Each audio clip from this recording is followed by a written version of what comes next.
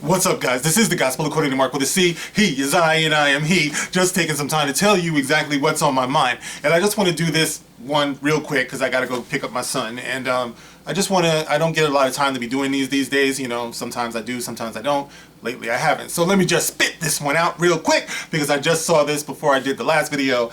And, you know, this is about Galaxy's Edge. You know what I mean? Everybody's talking about it. Some people say that it's just doing great. You know, you got shills out there who say, well, I can barely make it through the crowd. I was crowd surfing on my way over to Smuggler's Run or whatever the fuck it's called. You know what I mean? I barely could make it through. I had to part the waters like Moses. Let my people go. And some people say that it's like a ghost town. You know what I mean? So, as usual, you know what they say when you really want to know what the deal is, follow the money. You know, you don't follow the yellow brick road, you follow the money. All right, so I got this article here, and this is in Fox, but not just Fox News. This is Fox Business. Okay, guys, all right? Did that perk up the old ears? FoxBusiness.com. Oh, now you done fucked up now, right?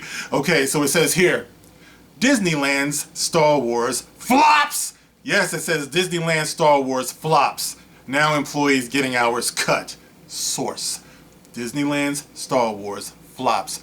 Let that just marinate, won't you? Disneyland's Star Wars flops. Flops. Kathleen Kennedy, can you say that with me? Flops. F-L-O-P-S. Flops. Ooh, it feels so good. Oh! All right. And this is by Mike Cherico. And it says here, the force is not strong. The force is not strong at Disneyland this summer, and employees are feeling the pinch. Now, see, that part's not funny. You know, all of the Disneyland employees out there, I'm sorry that this is happening to you, all right? That has nothing to do with my glee, okay? I assure you. You know, the working man and the working woman gets a nod from me, you know, because I'm out there too, all right? So anyway, it says the force is not strong at Disneyland this summer, and employees are feeling the pinch. We heard about this before, I believe. The new Star Wars Galaxy's Edge Land made its debut to the public in May of 2019 at Southern California's Disneyland, and has become a bit of a disappointment to the theme park employees whose hours and paychecks have suffered due to lack of attendance. Wait times this summer for the new Millennium Falcon Smuggler's Run ride were expected to be over 2 hours long all summer.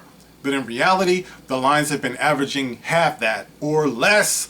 An employee who spoke under the condition of anonymity tells Fox Business. As a result, the company has been forced to cut our hours. The need for us to work simply isn't there. It's not there. It's not there. It doesn't exist. All right, you heard it from an employee. Employees are now working under 40 hours per week.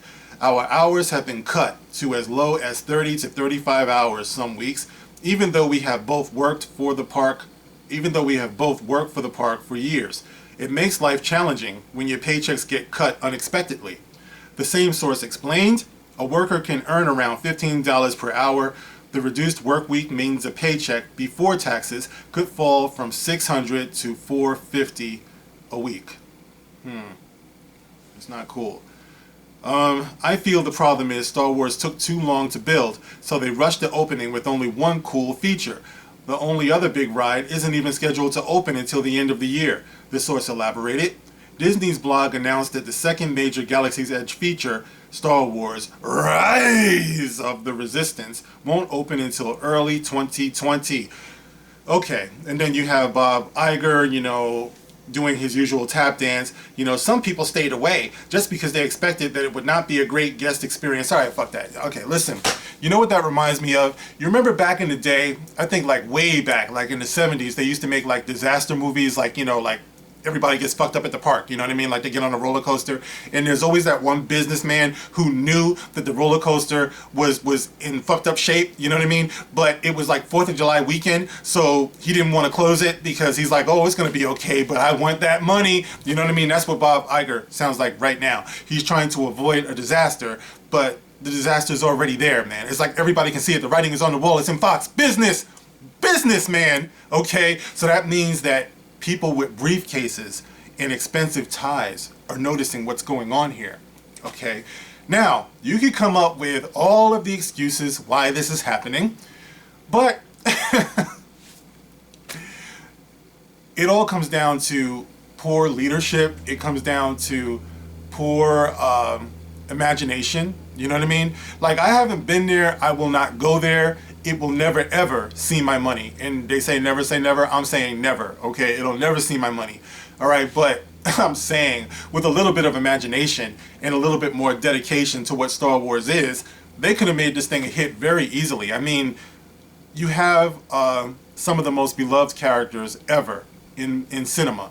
All right, why couldn't you have had, and maybe they do, like I said, if anyone's been there, you can correct me, but why couldn't they have had sound bites from the original trilogy? Like, the original trilogy should have had a much bigger presence in this place, because I've heard that it doesn't have much of a presence at all. All right, so if you had sound bites, like when you get into the cockpit of the Millennium Falcon, why wouldn't you hear, "Punch it, Chewie"? You know what I mean? And instead of the thing just kicking in, it's like,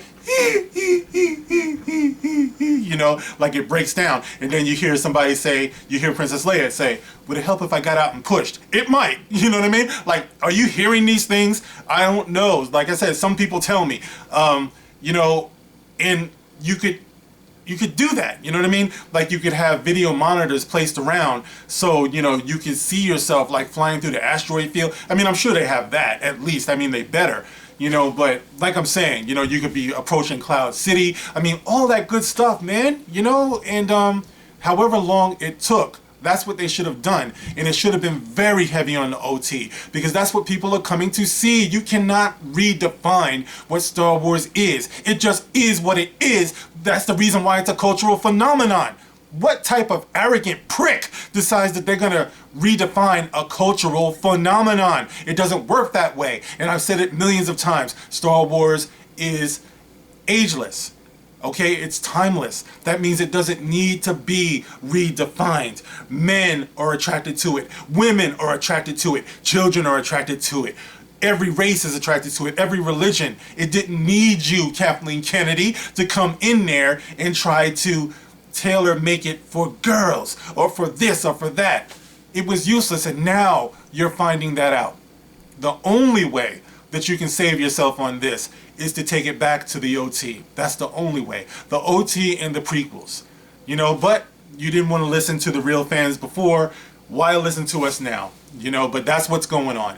So, yeah, I don't know. Like I said, I welcome anyone who's been there, you know, to let me know what your experience was there. And, you know, also in the comment section, I listen, all right? Unlike Lucasfilm, unlike Disney, I listen for what good it does. So in the comment section, tell me what would have been a bomb-ass Star Wars land or a Galaxy's Edge or whatever the hell. You know what I mean? It's like, give me some examples of how, like, just like cool that place could have been. You know what I mean?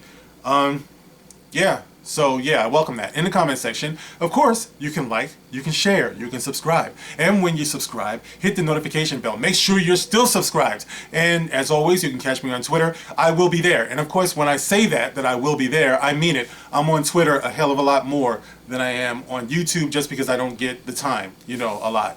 But I always have time to just check into you know what I mean, Twitter, and see what's up, you know, with all my peeps and stuff like that. So get at me there. Of course, the link will be in the description box.